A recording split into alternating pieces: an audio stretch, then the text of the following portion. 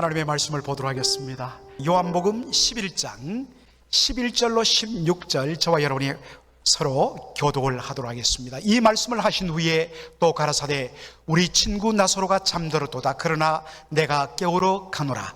제자들이 가로되 주여 잠들었으면 낫겠나이다 하더라. 예수는 그의 죽음을 가리켜 말씀하신 것이나 저희는 잠들어 쉬는 것을 가리켜 말씀하신 줄 생각하는지라. 이에 예수께서 밝히 이르시되 나사로가 죽었느니라. 내가 거기 있지 아니한 것을 너희를 위하여 기뻐하노니 이는 너희로 믿게 하려 함이라. 그러나 그에게로 가자 하신대 다같이요 디두무라 하는 도마가 다른 제자들에게 말하되 우리도 주와 함께 죽으러 가자 하니라. 아멘. 하나님께서 귀한 말씀의 종 노진준 목사님 보내주셔서 매 시간마다 은혜의 말씀 저희들 듣게 하여 주셨습니다. 정말 안타까운 것은 시간이 너무 아쉬울 뿐입니다. 이제 마지막 말씀을 들고 목사님 서십니다. 요한복음 11장 11절로 16절의 말씀을 본문으로 순종 공동체라는 제목으로 우리가 말씀을 목사님 주실 때에 여러분들 우리 목사님 너무 감사합니다. 그리고 마지막 귀한 말씀 부탁드립니다 하는 마음으로 여러분 뜨겁게 박수로 영접해 주시기 바랍니다.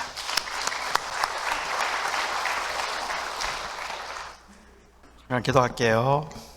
사랑하는 아버지 하나님, 지난 이틀 동안 하나님의 말씀을 통해서 함께 좋은 교제를 나눌 수 있게 해주셔서 너무 감사합니다.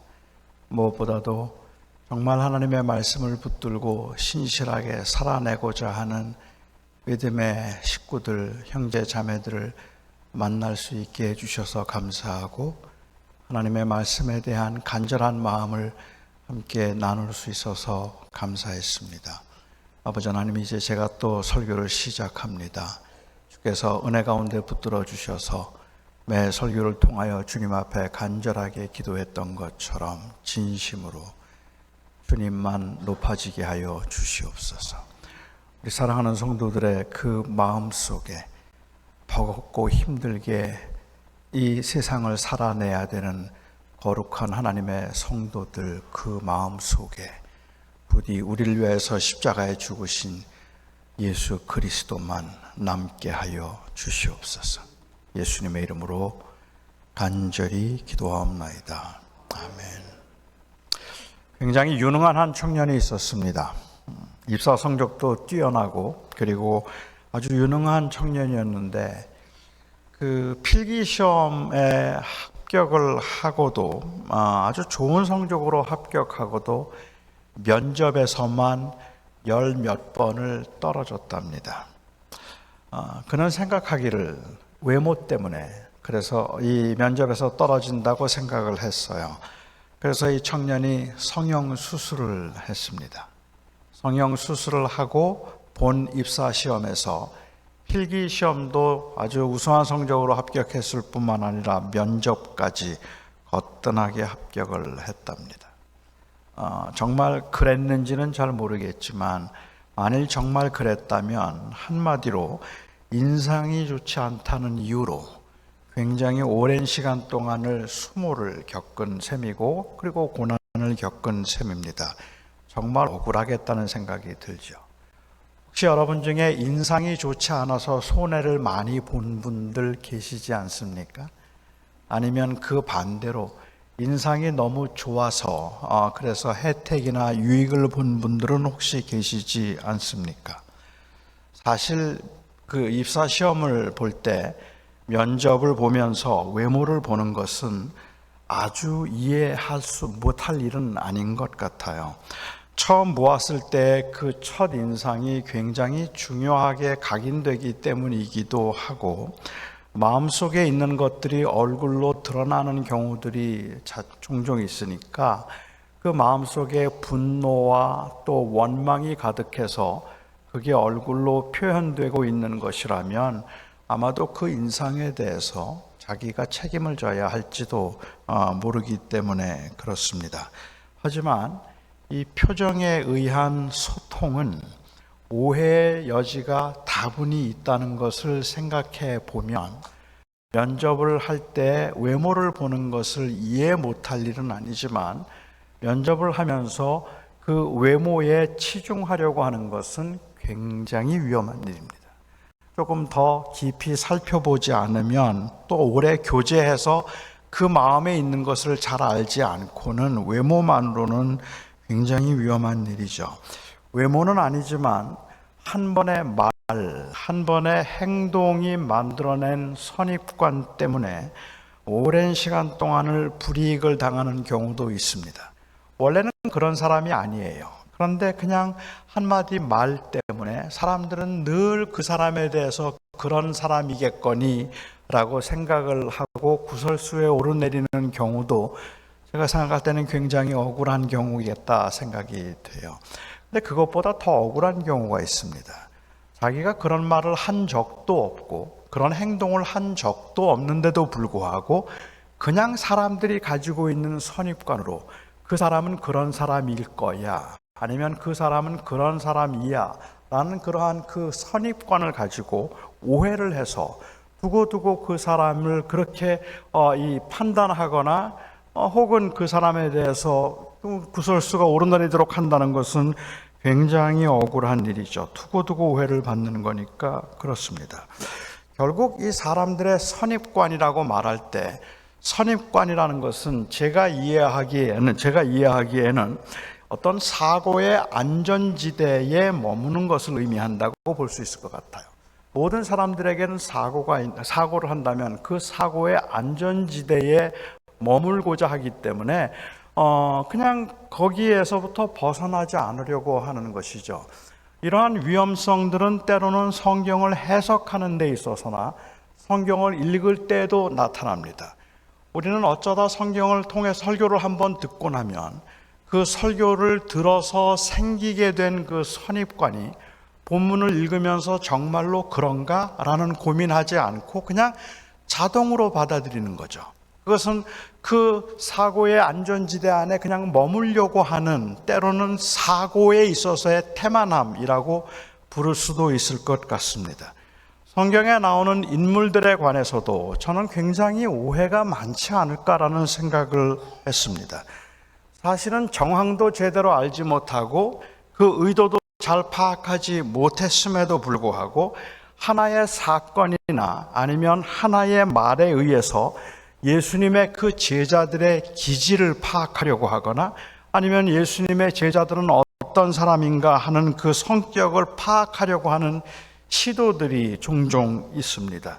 합리적인 의심은 물론 가능하겠지만 하지만 성경에 나와 있는 그 단편적인 몇 번의 혹은 한두 번의 사건을 가지고 베드로는 성격이 급한 사람이고 나서기를 좋아하는 사람이라고 그렇게 판단한다든지 아니면 요한은 굉장히 다혈질이었다든지 바울은 고집이 센 사람이었다고 생각을 한다면 제가 생각할 때 만약에 그 사람들을 정말 만나보고 교제한다면 오해했다고 생각할 만한 요소들이 제법 많지 않을까 생각해요.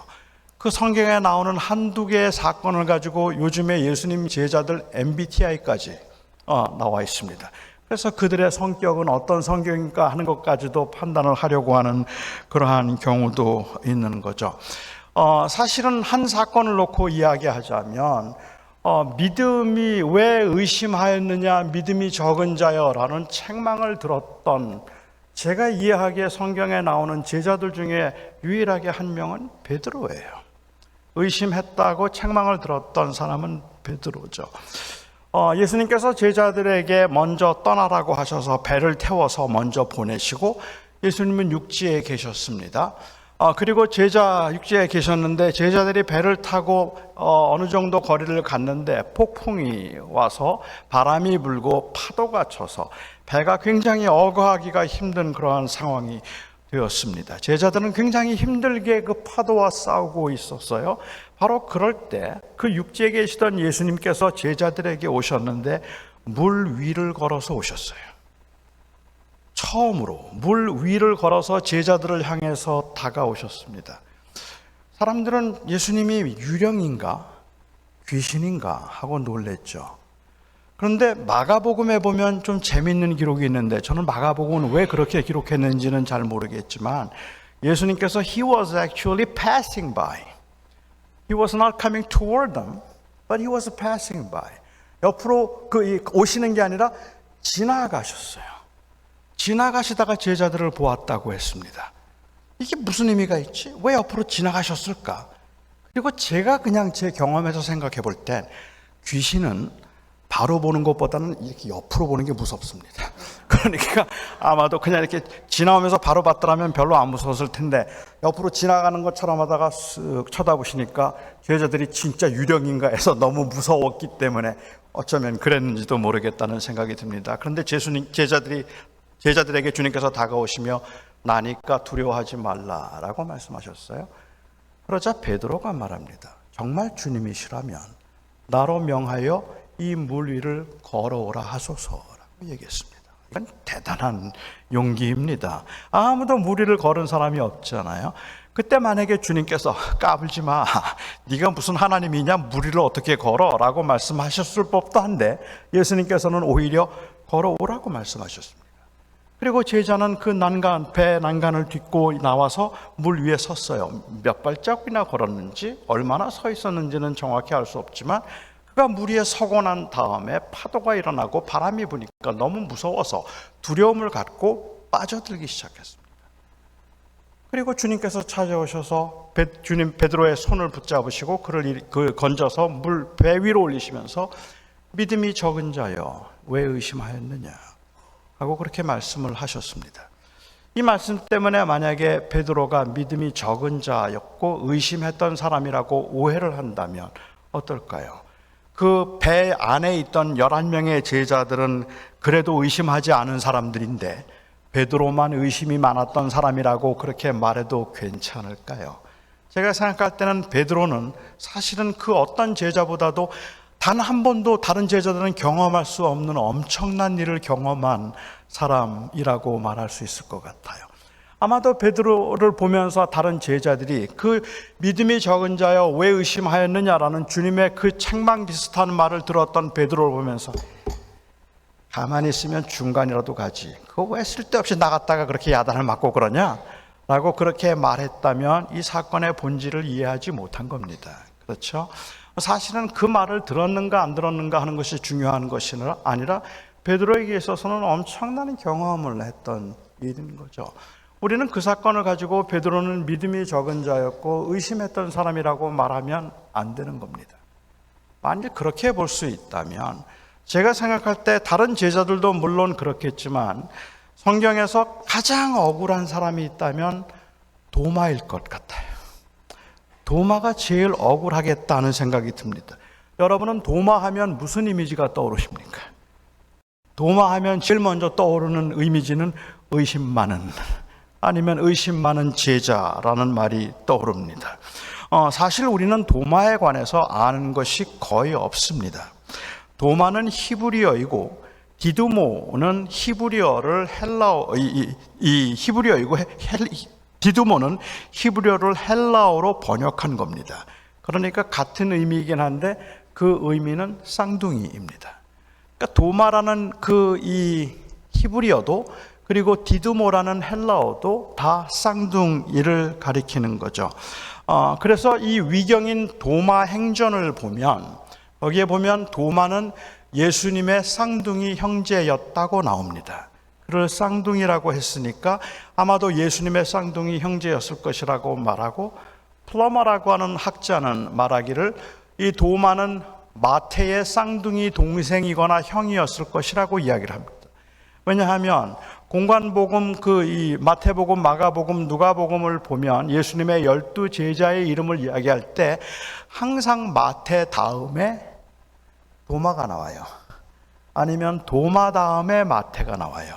그러니까 마태 쌍둥이 혹은 쌍둥이 마태, 그렇게 말한다면 아마도 마태의 쌍둥이 동생이거나 형이었을 것이다 라고 그렇게 짐작을 하는 학자들도 있습니다.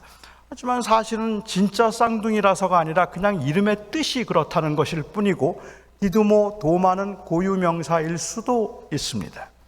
별로 중요하지도 않은 이 이야기를 제가 왜 이렇게 거창하게 말씀을 드리는가 하면, 마태복음, 마가복음, 누가복음에 보면 도마에 관한 이야기는 12명의 사도들의 이름을 기록할 때 말고는 한 번도 나오지 않습니다. 그러니까 우리는 도마에 대해서 모른다는 말씀을 드리고 싶은 거예요. 우리는 도마에 대해서 잘 몰라요.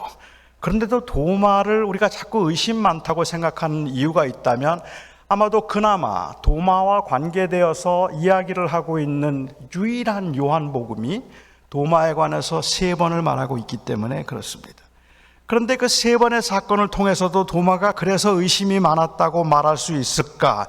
지난 2000년 동안 도마에게는 의심 많은 제자, 의심쟁이라는 별명이 따라붙었는데, 그런데 정말로 도마는 의심이 많은 사람이었을까 하는 그 질문을 저는 여러분들에게 먼저 드리고 싶습니다.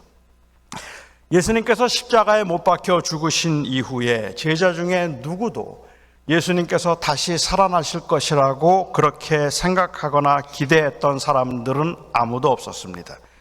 다른 제자들은 다 예수님이 부활하실 것을 기대하고 있었는데, 도마만 예수님의 부활을 의심했던 것이 아니었다는 말이죠. 모든 제자들이 다 그들이 주님이 돌아가시고 난 후에, 십자가에 죽으신 이후에 자기들의 신변에 미칠 그 위험이 두려워서 문을 이중으로 꼭꼭 걸어 잠그고 그리고 숨어 있었습니다. 도마가 예수님께서 돌아가셨을 때 모든 게 다 끝났다고 생각했기 때문에 그렇습니다. 그래서 그들이 두려움 가운데 문을 이중으로 잠그고 있었던 그 방에 부활하신 예수님께서 나타나셨습니다. 정말 애석하게도 그 자리에 도마가 없었습니다. 도마가 만일 그 자리에만 있었더라면 도마는 의심만이라는 이 꼬리표를 2000년 동안 딱 붙이고 다니지 않아도 될 법했는데, 그날 도마는 그 자리에 없었어요.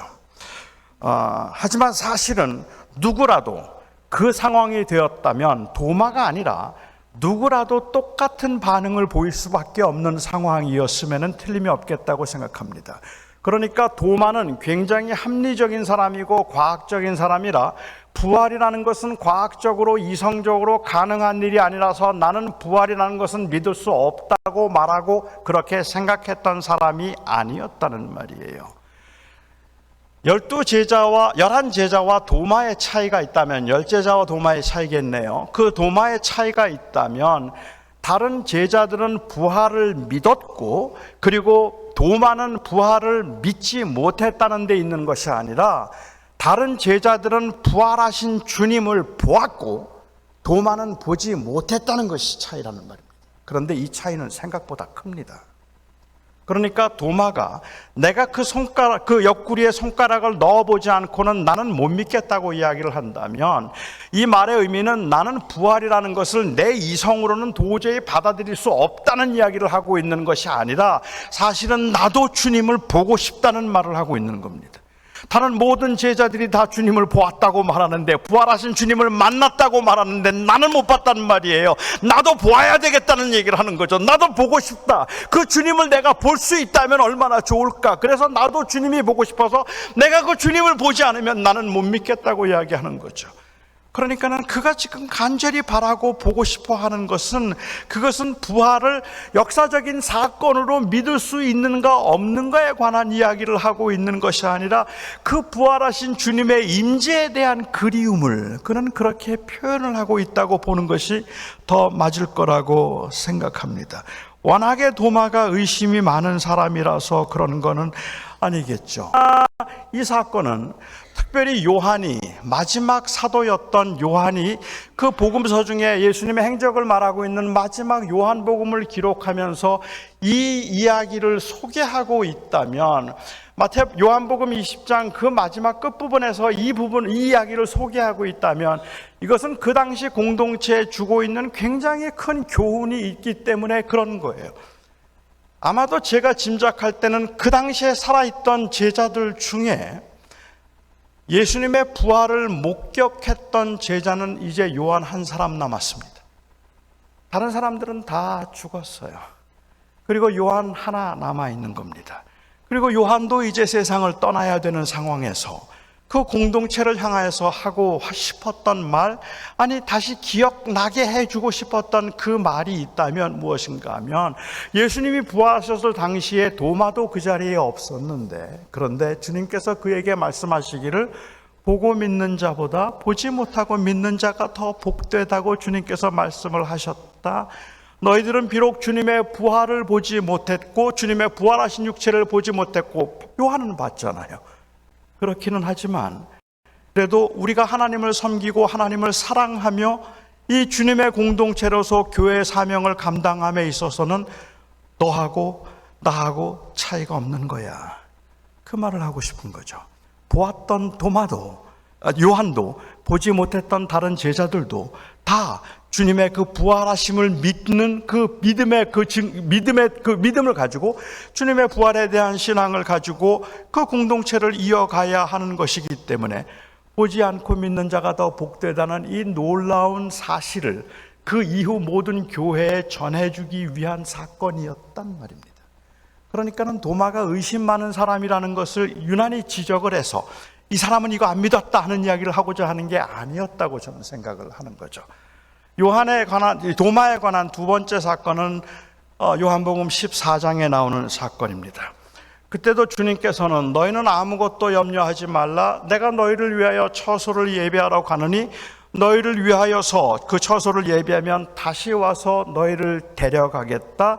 내가 가려고 하는 곳에 그 길을 너희가 잘 알고 있다라고 말씀하셨습니다. 사건의 전말을 다 알고 있는 저희들은 주님이 무슨 말씀하시는지 알잖아요. 주님께서 처소를 예비하신다는 말씀이 천국에 가신다는 말씀이고, 그리고 다시 재림하시겠다는 말씀이라는 거 우리는 다 알고 있잖아요. 하지만 그 당시 제자들이 그걸 어떻게 합니까? 주님께서 내가 처소를 예비하러 간다라고 그렇게 말씀을 하신다면, 여기에 말하고 있는 이 맨션을 주님께서 준비하러 간다고 말씀하실 때 아마도 모든 제자들은 생각했을 겁니다. 이제 드디어 주님이 정착하려고 하시는구나. 지난 3년 동안 주님을 따라다니면서 제일 힘들었던 게 숙식이잖아요. 매일 가는 데마다 잘 데 없었고, 그리고 갈 때마다 먹을 데 없었고, 거처가 별로 없었던 것을 생각한다면, 그렇다면 그런 주님께서 이제는 드디어 정착을 하려고 하시는구나라고 생각을 할 수 있었겠죠. 내가 가려고 하는 곳을 너희가 알고 있다라고 그렇게 이야기를 했어요. 그리고 그 말을 듣고 난 다음에 도마가 이야기를 해요. 이것도 가만히 있었어야 되는데. 도마가 주님께 물었습니다. 주님, 어디로 가시는지 우리가 알지 못하는데 그 길을 어떻게 알겠습니까? 어디에 정착하시려고요? 가버나움이요? 갈릴리요? 나사렛이요? 어디에 정착하시는지 알아야 우리가 그 길을 알죠. 그런데 우리가 어떻게 그 길을 알겠습니까? 라고 도마가 이야기를 했어요. 도마가 말하지 말았어야 되는데. 그런데 사실은 도마만 몰랐던 게 아니거든요. 빌립도 알지 못해서 아버지를 보여달라고 했고, 아버지께로 가신다고 했더니 아버지 보여달라고 했고, 너희가 나를 보았는데 어떻게 아버지를 보여달라고 하느냐고 말씀하셨죠. 가룟이 아닌 유다도, 아니었던 그 유다도 예수님이 무슨 말씀하시는지를 도저히 알지 못했다고 그렇게 이야기를 하고 있습니다. 어쩌면 이 도마가 이렇게 질문을 했다는 것은 모든 제자들이 가지고 있는 것을 도마가 했던 것뿐인데, 우리가 가지고 있는 잘못된 선입관이 도마는 의심이 많아서 그래서 자꾸만 따지고 질문했다고 그렇게 생각하는 경향이 있지 않을까 하는 생각을 합니다. 가만히 있으면 중간이라도 간다든지, 아니면 몰라도 그냥 아는 척하라든지 그런 거라면 제가 이해를 하겠지만, 이 사건은 아무리 보아도 도마의 성품이나 도마의 기질을 보여주고 있는 건 아니라는 거죠. 저는 지금 도마를 변론하고 있는 겁니다. 아무 말도 하지 말고 그냥 주님이 말씀하시려고 하는 건 몰라도 아는 척하고 따라가라면 몰라도, 아니면 개인 행동하지 말고 사람들이 있을 때는 같이 좀 있으라고 말하는 거라면 몰라도, 도마만 의심이 많은 사람이었다고 생각하는 건 억울하겠다 생각하기 때문에 그렇습니다. 저는 교회 생활을 하는 분들이 사실은 교회 안에서 조금 더 합리적인 의심을 많이 해주기를 기대합니다. 무조건 믿지 마세요. 목사님이 하는 말은 무조건 믿지 마세요. 목사님이 하는 말은 무조건 의심하세요. 그것도 틀렸지만, 그렇지만 그냥 무조건 다 믿는 것도 아닙니다. 우리는 정말 그런가? 성경을 놓고 냉정하게 살펴보는 것도 필요하고, 때로는 우리는 그 질문을 할 필요가 있습니다. 합리적인 것은, 그리고 합리적으로 우리가 정말 믿음으로 살려고 하는 굉장히 중요한 일이라, 믿음은 반이성적인 것이 아닙니다. 생각하지 말고 무조건 믿는 것이 좋은 믿음이 아닙니다. 믿음의 특징은 반이성이 아니라 초이성입니다. 트랜스레셔널한 것이지 엔티레셔널하거나 엔티인텔렉츄얼한 것이 아니라는 말입니다.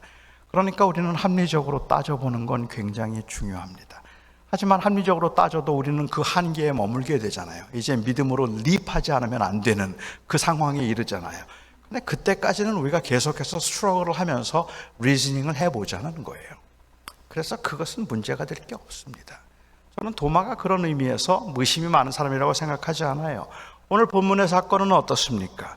나사로가 병이 들었다는 소식을 주님께서 들으시고 난 다음에 주님이 말씀하시기를 그 병은 죽을 병이 아니라고 말씀하셨어요. 함께 있던 제자들은 주님께서 그 병 죽을 병 아니라고 하니까 그렇거니 생각하고 그런 줄 알고 있었습니다. 그래서 나사로의 일은 까맣게 잊고 있었는데 이틀이 지나고 난 다음에 주님께서 말씀하시기를 다시 나사로에게 가자고 말씀하십니다. 나사로에게 가자고 말씀하세요. 유대 땅으로 돌아가자고 말씀하시는 겁니다. 제자들은 굉장히 당황스러웠습니다. 그들이 유대 땅을 떠날 때에 예수님께서 하셨던 그 아슬아슬한 말씀들 때문에 유대인들이 화가 나서 예수님을 돌로 쳐서 죽이려고 했거든요. 예수님을 돌로 쳐서 죽이려고 했기 때문에 그들이 도망갔어요. 그래서 예수님께서 피해서 지금 유대 땅을 떠나셨는데, 그리고 하루를 걸어오시고 이틀이 지나고 난 다음에 다시 유대 땅으로 가자고 말씀을 하시는 겁니다. 이건 정말 그들은 정말 주님을 죽이려고 했는데 그 자리에 주님께서 다시 가자고 말씀하시니까 좀 놀랐겠죠. 얼마 전에도 그들이 예수님을 돌로 쳐서 죽이려고 하지 않았습니까? 그런데 거기를 또 들어가려고 하십니까? 제자들이 물었습니다. 그때 주님께서 말씀하시죠. 나사로가 잔다. 나사로가 자고 있기 때문에 가야 되겠다고 말씀을 하십니다. 요한복음에서 자주 볼 수 있는 특징이지만 저라면 예수님하고 대화를 나누면 속이 답답할 것 같아요. 좀 답답할 것 같아요. 그냥 나사로가 죽었어 이렇게 말씀하시면 얼마나 좋아요. 나사로가 자. 그러니까 제자들은 생각하기를 나사로가 아프다는 이야기를 들었는데, 그런데 잔다고 하니까 아직도 아프구나 그 말로 이야기했을 거예요. 그래서 그렇다면 이제 곧 낫겠나이다 라고 이야기하죠. 굳이 들어갈 이유가 없다고 생각을 하는 겁니다. 그러자 주님께서 바로 말씀하셨어요. 나사로가 죽었어. 아니, 처음부터 그렇게 말씀하시지. 처음에는 나사로가 잔다 그러셨다가 나사로가 죽었다라고 말씀을 하셨습니다. 제자들 굉장히 놀랐을 겁니다. 왜냐하면 이 제자들은 나사로를 좋아했어요. 그리고 나사로도 제자들을 좋아했을 뿐만 아니라 이 예수님이 나사로를 얼마나 좋아하고 사랑했는지 제자들은 알고 있었거든요. 그런데 주님께서 사랑하시던 그 제자 나사로가 병들었다가 죽었다고 이야기를 하니까 얼마나 당황스럽겠습니까? 얼마나 마음이 아프겠습니까? 그래서 사실 생각해 보면 너무 마음이 아프고 그 사랑하던 제자가 죽었다니까 충격을 받았을 거예요. 그렇게 충격을 받았지만 조금만 더 냉정하게 생각해 보면 그러면 더 들어갈 일이 없습니다. 유대 땅으로 더 들어갈 이유가 없어요. 살아있다면 주님께서 가셔서 고쳐주실 수도 있겠지만 그가 이미 죽었잖아요. 이미 죽었다 그러면 다시 돌아가는 것도 별로 의미가 없고 더 위험한 일이 되는 겁니다. 냉정하게 생각하면 지금은 마음이 아프지만 나중에 그 마르다와 마리아를 위로해 주심이 맞습니다. 아니면 사람을 보내어서 내가 지금은 들어올 수 없지만 너무 마음이 아프다라고 그렇게 인사라도 전해주시는 게 맞지 주님이 직접 가실 일은 아닙니다. 우리가 이런 상황 보면은 드라마나 영화를 보다가도 굉장히 막 어느 때는 짜증스럽고 답답할 때가 그런 때 아닌가요? 적군에게 쫓기고 있는 거예요.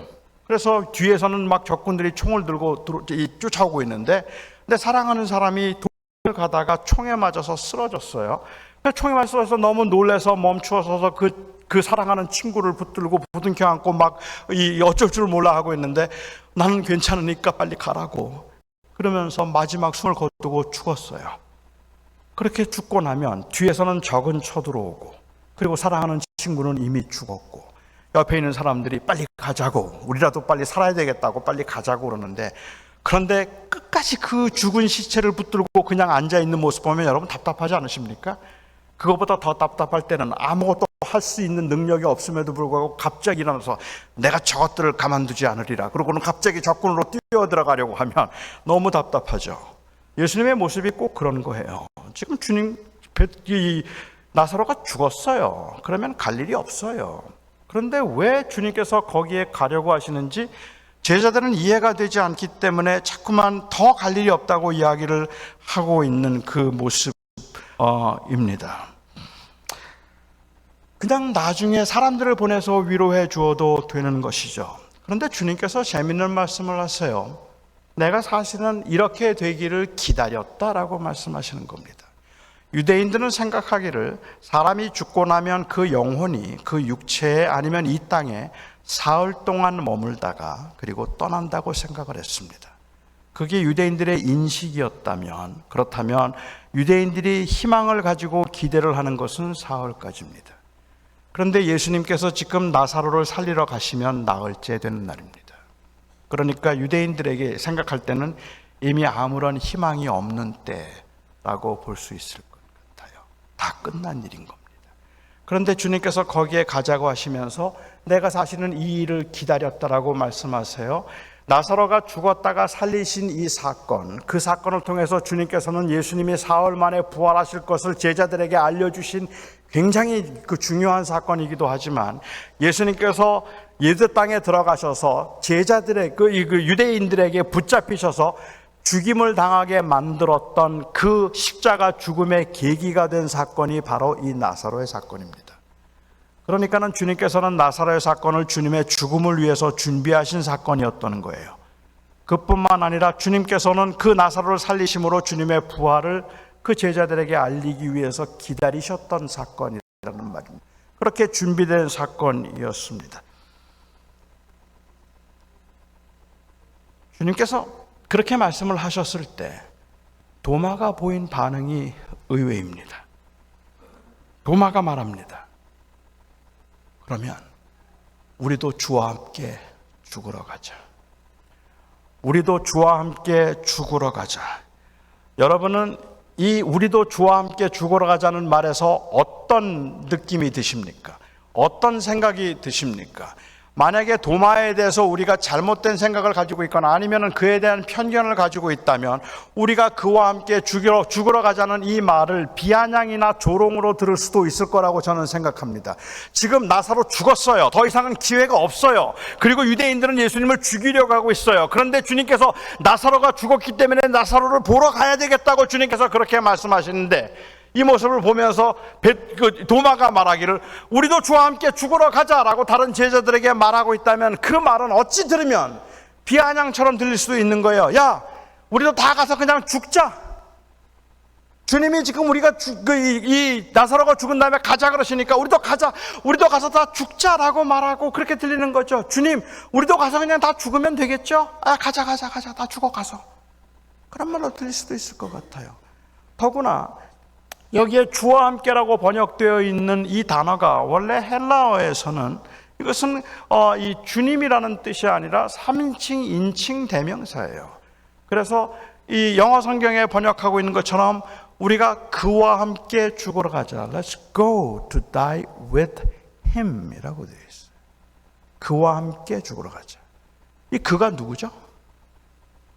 그가 어떤 신학자들은 여기에 말하는 그를 나사로라고 봐요.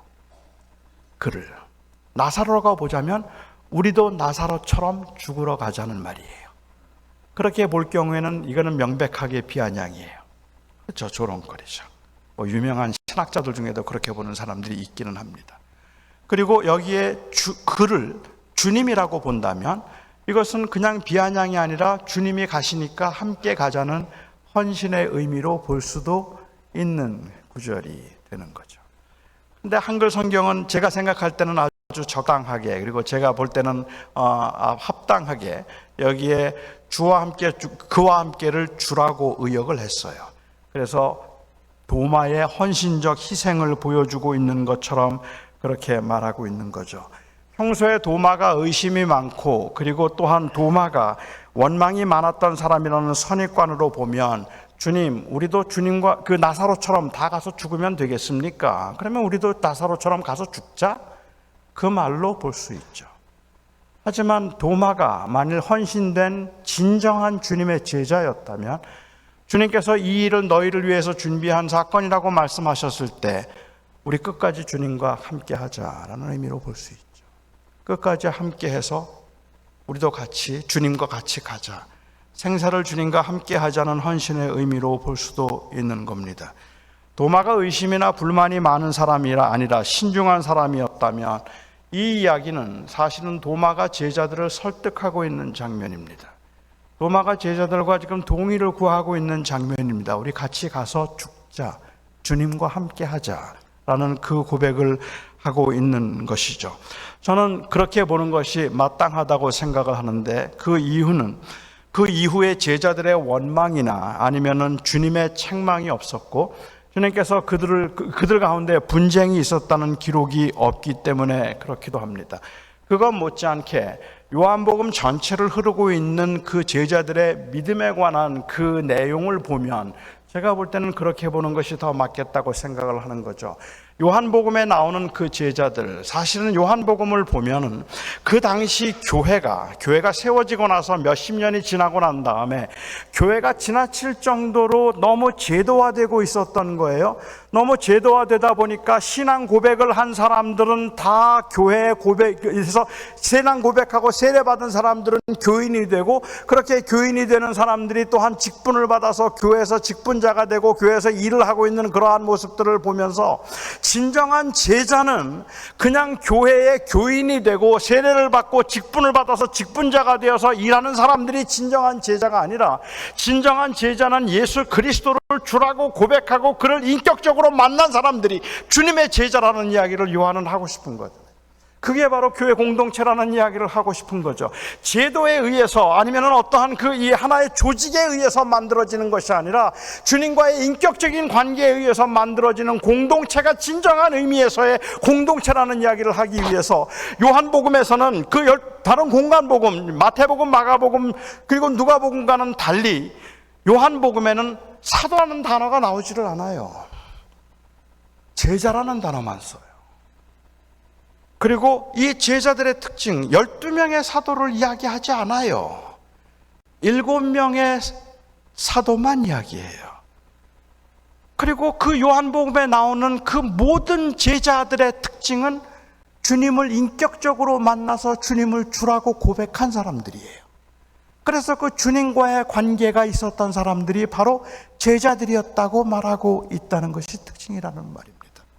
그래서 예수님 십자가에 못 박혀 돌아가시기 전날 밤에 하셨던 그 성찬의 그 이 의미 굉장히 중요하죠. 신학적으로는 굉장히 중요한 것이라 마태복음, 마가복음, 누가복음이 다 기록하고 있는데, 요한복음에는 예수님이 바로 그 언약의 피요 또한 생명의 떡이라는 사실을 십자가에 돌아가시기 전에 사건으로 기록하지를 않고 오병이어의 기적을 베푸신 이후에 내가 바로 생명의 떡이다 라는 말씀을 하시죠. 그리고 십자가에 못 박혀 돌아가시기 전에 주님이 하셨던 일은 제자들의 발을 씻기는 일이었어요. 그러니까 어떤 일을 하셨는가가 아니라 다 함께 하셨다면, 요한이 강조하고 싶었던 것은 진정한 공동체, 교회 공동체의 제자가 누구인가 하는 이야기를 하는 거죠. 마태복음에 보면 오늘 제가 이 오전 예배 때도 말씀을 드렸던 것처럼 주는 그리스도시요 살아계신 하나님의 아들이십니다라는 그 고백 위에 주님의 교회를 세우셨다고 말씀을 하셨는데, 요한복음에 주는 그리스도시요 살아계신 하나님의 아들이십니다라는 고백을 누가 할까요? 요한복음엔 마르다가 해요. 그 마르다 위에 주님께서 교회를 세우시는 거죠. 결국은 제도가 아니라, 직분이 아니라 인격적인 주님과의 만남이 제자인데, 이 제자들은 그 주님의 제자가 되는 일에 대해서 굉장히 진지하고 심각했어요. 그래서 그들은 믿으니라 라는 말을 요한복음에는 자주 나오는 거죠. 그들은 진짜 믿었다는 말입니다. 아니요, 제자들 많이 흔들렸어요. 제자들 의심했어요. 제자들 다른 유대의 지도자들처럼 그렇게 잘 이해하지 못해서 그래서 오해를 하기도 했었고, 제자들도 여전히 이 세상의 그러한 그 유혹과 이 세상에서 오는 그 성공에 대한 그 목마름도 그들에게는 있었어요. 하지만 그들이 다른 유대 지도자들하고 달랐던 것이 있다면 적어도 예수 그리스도가 나의 주님이시라는 이 고백은 진지했어요. 이것은 그냥 가벼운 고백이 아니었어요. 그들은 deadly serious about Jesus being the Lord and Savior of their lives.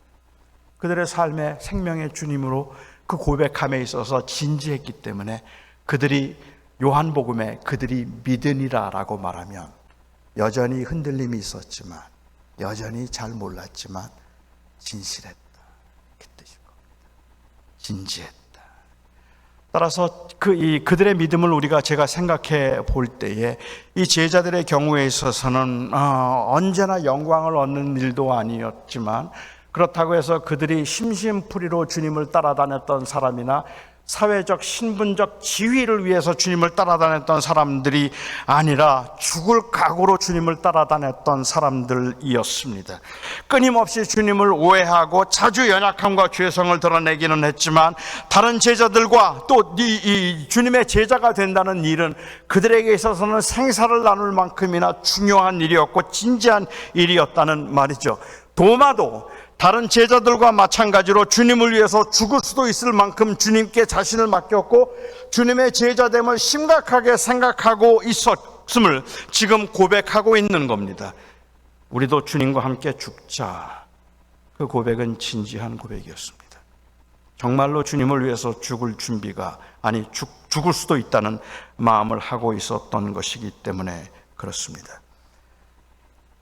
저는 비록 상황과 환경이 다르기는 하지만 제자됨의 심각성에 있어서 우리에게 요구되는 것 크게 다르지 않을 거라고 저는 생각합니다. 채찍으로 위협하기보다는 오히려 당근으로 유혹하고 있는 그러한 소비지향적 시대를 살아가고 있는 저희들은 제자됨을 부인하지는 않지만 제자됨을 진지하게 생각하지도 않습니다. 그리고 그것을 가볍게 여길 수 있는 그 가능성에 적나라하게 노출되어 있다고 말할 수 있습니다. 어쩌면 채찍보다는 훨씬 더 교묘해서 넘어짐이라는 관점에서 생각해 볼 때 훨씬 더 위협적인 것임에도 불구하고 사람들은 이 일에 위험을 느끼지도 않고 있습니다. 위험하지 않기 때문이 아니라 사람들은 제자됨을 가볍게 여기기 때문에 그렇습니다. 진지하게 생각하지 않기 때문에 그렇습니다. 그냥 천국에 들어가는 입장권 하나 받아서 내가 뒷주머니에 차고, 그리고 적당히 교회 봉사하면서 사회적으로 아니면은 그 커뮤니티 안에서 어느 정도 인정을 받기도 하고 위로를 받기도 하면서 살다가 이 세상에서 넉넉하게 누리면서 살다가 그냥 그렇게 갈 수 있으면 좋겠다는 정도로만 생각을 하기 때문에 그럴 수 있을지도 모르겠어요. 제가 목회를 할 때 제법 안정적인 이 경제적으로 아주 안정된 생활을 하고 있던 한 분이 계셨습니다. 그 부부가 교회 굉장히 열심히 나오셨어요. 아주 안정된 분이, 재정적으로 안정된 분이, 시간적으로도 여유가 많았던 분입니다. 교회 모임에도 아주 꾸준히 잘 참석을 해 주셨어요. 물론 그분들에게는 믿음의 고백도 있었습니다. 한 번은 제가 그분께 선교 같이 하자고 부탁을 드렸어요. 우리 같이 선교합시다 하고 부탁을 드렸습니다. 그분이 깜짝 놀래요. 저를 보고 깜짝 놀라면서 저에게 말하기를, 목사님 아시잖아요, 저 나이롱이에요. 저 나이롱 신자예요 그러더라고요. 저는 나이롱 신자이기 때문에 그런 거 안 한다는 거예요. 그런데 나는 나이롱 신자입니다라는 그 말을 나는 정말로 하고 싶은데 잘 안 돼요. 아직까지 자신이 없어요. 확신이 없어요. 그런 뜻에서 한 말이 아니라 나는 그냥 예수를 믿는다고 고백하고 그래서 구원 얻을 수 있어서 천국에 갈 수 있게 되었고, 그리고 그 은혜에 감사해서 내가 적당히 교회도 나와주고 있으니까 그 이상을 요구하지 말라는 뜻이었어요. 나는 그 정도 교인으로 남아있고 싶으니까 그냥 그렇게 그 이상을 요구하지 말아라. 즉 나는 나이롱 신자입니다라는 그 말은 나는 그냥 나이롱 신자로 있을 테니까 그 이상을 요구하려고 하지 말라는 거죠. 근데 이런 현상들이 교회 안에는 제법 많아요. 교회를 다니기는 하지만, 그리고 세례도 받고 때로는 직분도 받기는 하겠지만, 그렇지만 제자로서의 삶에 대해서 진지하게 생각하지 않는 사람들도 많죠. 의심 없이 믿어야 된다고 열변을 토하고, 도마는 의심이 많은 제자였다고 성토를 하지만, 의심 없는 믿음이란 결국은 아무런 위험도 요구되지 않는 그냥 지적인 동의일 뿐이고, 목숨을 걸 만큼 제자됨을 진지하게 생각하지 않고 있는 것이 오늘날 교회의 그 피상적 모습이라는 말입니다. 우리에게 이런 진지함과 확신이 없이 믿음을 말한다면, 의심이 없는 믿음은 결국은 자기의 안녕과 성공을 위해서 흐트러짐이 없는 통일된 정신 상태, 그 정도를 믿음이라고 부르고 있는 건지는 모르겠습니다. 주님의 말씀을 제대로 이해하지 못했고 두려웠지만 그들은 주님의 제자됨에 진실했던 사람들입니다. 도마도 예외는 아니었습니다. 주님과 함께 죽는가 아니면 주님과 이별을 해야 되는가 하는 그 기로에서 망설임이 있었을지는 모르지만 끝까지 주님과 함께 가자고 설득했던 사람이 바로 도마였습니다. 오늘날 교회는 어떨까요? 오늘날 교인들은 어떻습니까? 아니, 우리는 어떻습니까? 우리는 어쩌면 그렇게 크고 중요하지 않은 일임에도 불구하고 주님을 떠나고 싶고 원망하고 싶을지도 모릅니다. 주님을 믿으면서 내가 참아야 된다는 것이 억울해서 견딜 수가 없습니다. 이렇게 내가 고생을 할 거면, 나 혼자 희생을 할 거면 뭐하러 도대체 주님을 믿었는가 싶기도 합니다. 저와 여러분이 처해 있는 상황에서도 우리의 믿음을 흔드는 일들은 끊임없이 발생하기 때문에 사실 우리에게는 정당한 신앙적 고백이 중요하고 필요할 텐데, 우리는 그 고백을 진지하게 받아들이기보다는 오히려 그냥 다분히 하나의 그 형식적인 절차 정도로 생각을 하는 경우들이 많이 있는 것 같습니다. 저는 목회를 하면서 저희 교인들에게 그리스도인들의 삶은 전인적이어야 한다는 말을 정말 많이 했습니다. 그동안에 교회에 열심히 봉사하고 교회를 섬기는 것만이 주님을 섬기는 것이라는, 즉 교회 생활이 곧 신앙 생활이라고 하는 그 이원화 현상에 대한 강력한 거부감 때문이었습니다.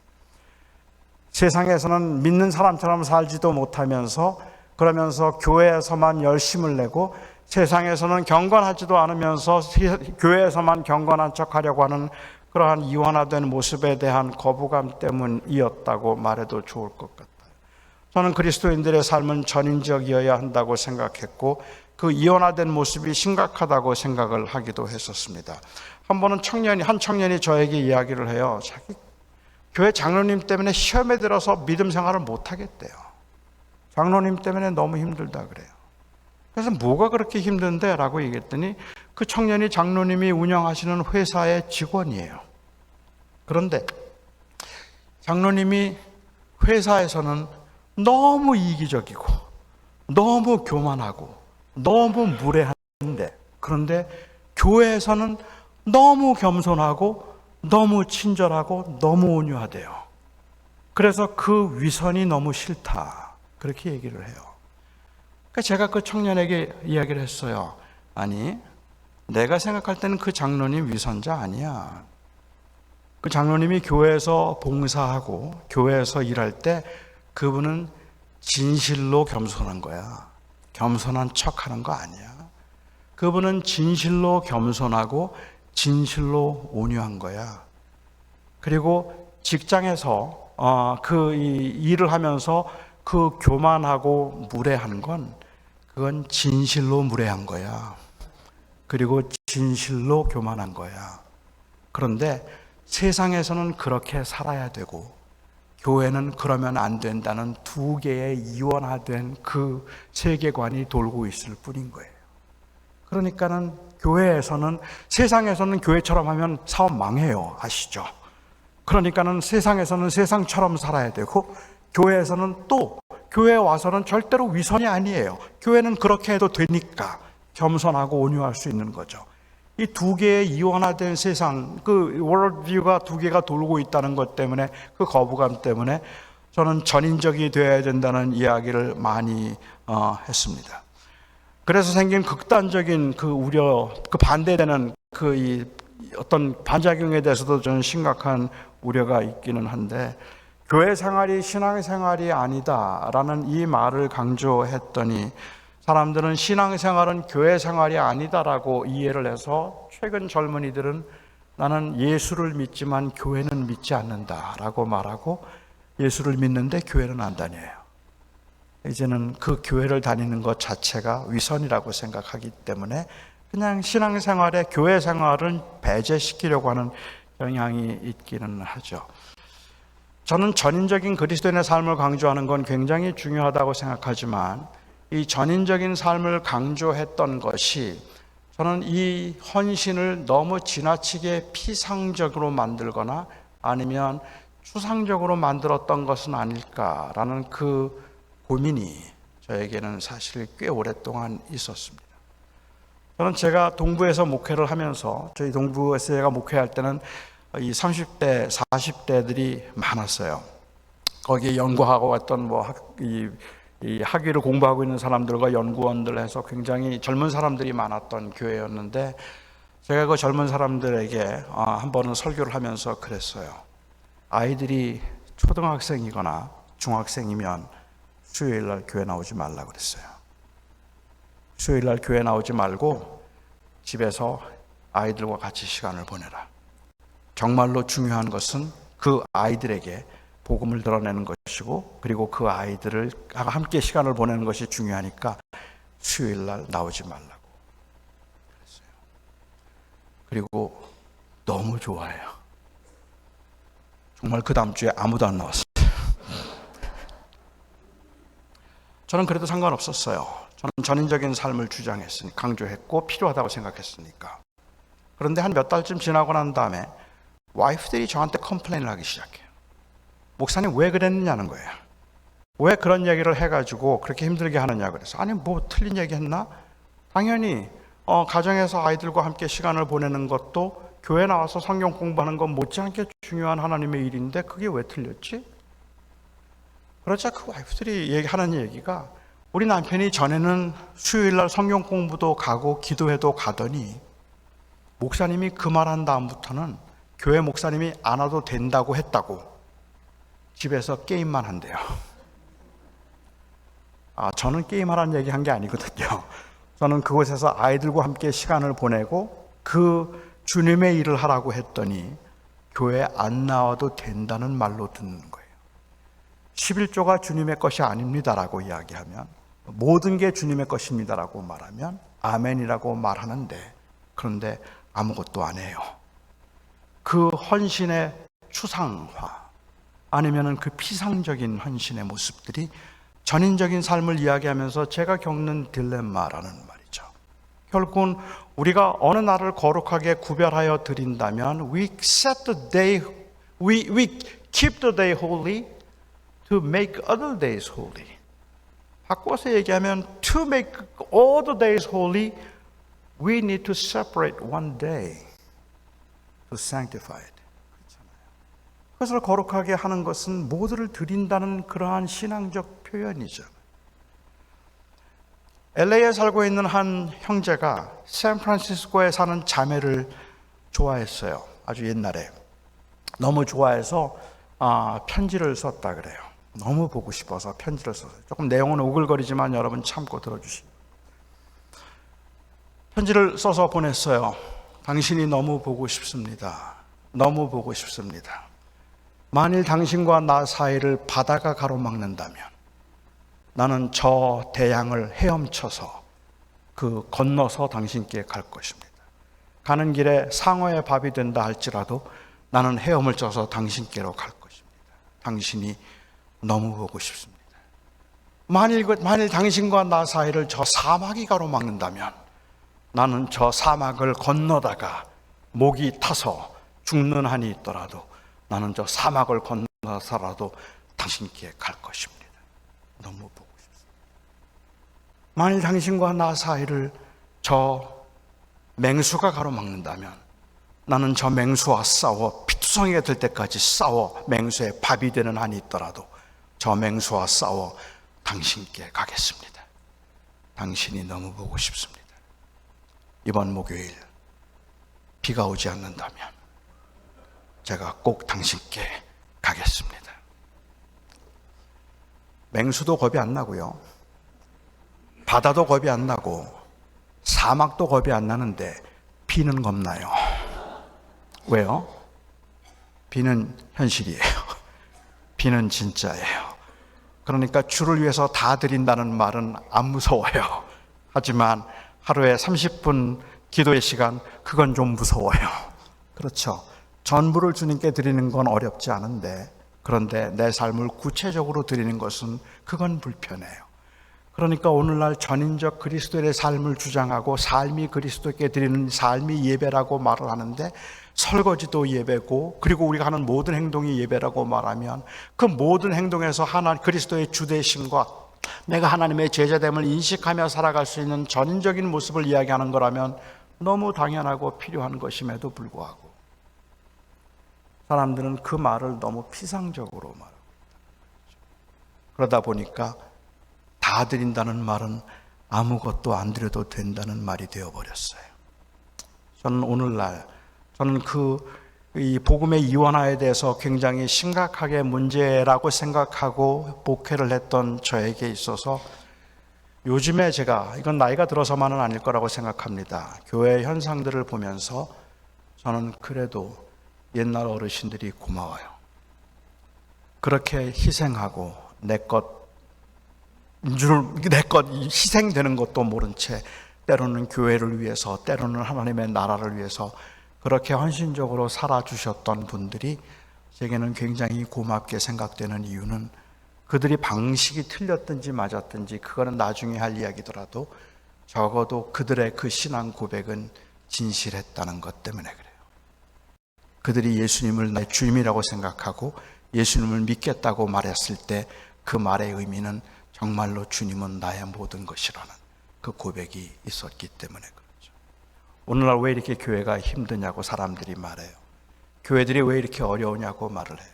여러 가지 이유가 있을 겁니다. 그런데 저는 교회가 왜 이렇게 힘드냐고 말하면 제가 생각하는 또 하나의 이유는 그것은 고백이 진실하지 않아서예요 라는 말을 하고 싶어요. 예수 그리스도가 교회의 머리십니다라고 말하면 We mean it, right? 예수님이 교회의 머리셔야 되는 거예요. 예수님이 나의 주님이십니다라고 말했다면 We mean it. 예수님은 나의 주님이셔야 되는 거예요. 주님이 나를 위해서 십자가에 죽으셔서 죽을 수밖에 없는 이 죄인을 용서하셨습니다라고 고백한다면 이거는 그냥 가벼운 고백이 아니라 I mean it. 정말로 그래야 되는 거예요. 저는 오늘 임직하는 분들이 오늘 임직하면서 사실은 우리가 전인적인 그리스도의 삶을 생각해 보면 꼭 집사가 되고 권사가 되고 장로가 되어야 하나님 잘 섬기는 거 아니에요. 어디에서 그 주어진 현장에서 제자로 열심히 살아내어도 나쁘지 않아요. 그런데 하나님께서 이 주님의 몸된 교회를 섬기도록 하기 위해서 직분자로 소명을 주시고 부르신 겁니다. 오늘 여러분들이 임직을 하면서 저는 여러분들이 오늘 임직을 했기 때문에 흔들리거나 넘어짐이 없이 정말 한 길로 갈 거라고 생각하지 않아요. 그렇게 될 수가 없을 거예요. 흔들리기도 하고 넘어지기도 하고 유혹이 되기도 하고 짜증이 나기도 하고 왜 나만 하는 생각이 들 수도 있을 것 같아요. 그런데 저는 오늘 여러분들에게 제가 부탁하고 싶은 것이 있다면, 우리 모든 교인들과 함께 부탁하고 싶은 말이 있다면, 오늘 임직을 하면서 한 이 서약에 대해서 저는 진지하기를 원합니다. 진지하셔야 합니다. 바로 그 고백대로 저 그렇게 살 겁니다. 안 될 거예요. 넘어질 겁니다. 그렇지만 I am serious about it. 이거 그냥 하는 거 아닙니다. 하는 그 고백의 진지함이 있으면 교회가 삽니다. 그리고 그 고백의 진지함이 있으면 하나님의 나라가 더 왕성해질 수 있을 거라고 생각합니다.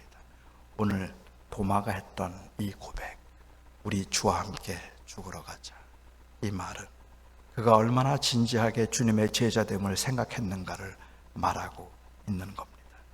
얼마나 완벽하고 얼마나 흔들림이 없이 넘어짐 없이 그렇게 튼튼하게 서 있었는가를 말하고 있는 것이 아니라 오해도 했고 힘들었기도 했고, 그리고 또한 때로는 야망을 드러내 보인 적도 있기는 하지만 그들의 고백은 진정이었어요. 그리스도가 주님이었고 주님과 함께 죽을 수 있었어요. 저는 오늘 인직하시는 분들이 그 서약을 하면서 그냥 절차의 순서가 아니라 마음을 담아서 That's what I mean and that's what I say 라고 그렇게 고백할 수 있기를 바랍니다. 또 여러분들이 함께 그 고백을 확인함으로 우리가 아름다운 공동체에 헌신된 주님의 사람들이 세워질 수 있기를 바랍니다. 기도하겠습니다.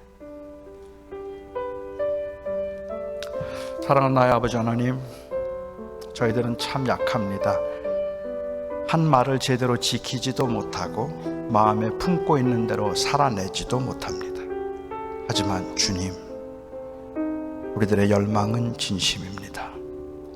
그렇게 살고 싶습니다.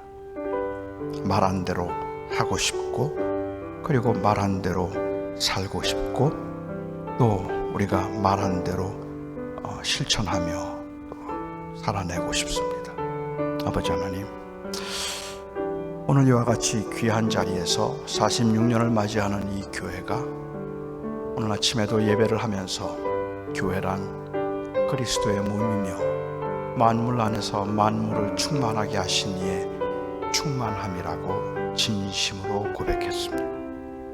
하나님, 이 교회가 그 고백을 잊지 않고 지켜내는, 살아내는 교회가 되게 하여 주시옵시고, 여기에 헌신된 우리 목사님과 장로님들 그리고 임직자들 모든 사람들이 바로 그 고백에 진실하여서 그 고백을 붙들고 세워가는 주의 종들이 되게 하여 주시옵시고, 오늘 새롭게 임직하는 분들이 바로 또한 그 진정한 고백에 동참하는 사람들 되게 하여 주시옵소서.